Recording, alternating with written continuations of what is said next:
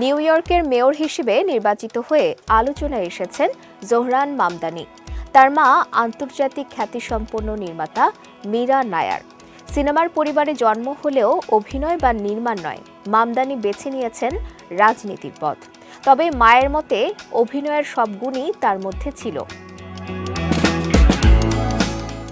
Monsoon wedding ছবির ২৫ বছর পূর্তি উপলক্ষে দ্য হলিউড রিপোর্টার ইন্ডিয়াকে দেয়া এক সাক্ষাৎকারে মীরা নায়ার জানান, ছবিটির মিউজিক্যাল রূপান্তরের প্রাথমিক ওয়ার্কশপে মামদানি সক্রিয়ভাবে যুক্ত ছিলেন।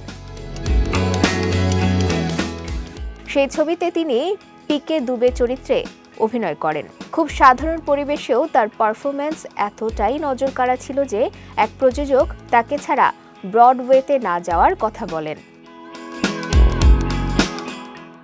এরপরও মামদানি কখনো অভিনেতা হতে আগ্রহী ছিলেন না।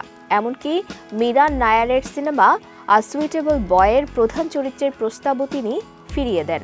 মীরা বলেন, অভিনয়ের প্রতি তার ছেলের কোনো আকাঙ্ক্ষা ছিল না, বরং মানুষের সঙ্গে সরাসরি সংযোগ তৈরি করার ক্ষমতাই তাকে রাজনীতির দিকে টেনেছে।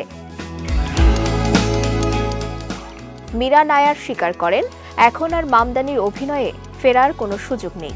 সিনেমায় অল্প বয়সে একটি ক্ষুদ্র চরিত্র ছাড়া অভিনয় জগৎ তার জীবনের অধ্যায় নয়। শেষ পর্যন্ত আ সুইটেবল বয়ের প্রধান চরিত্রে অভিনয় করেন ঈশান খাট্টার।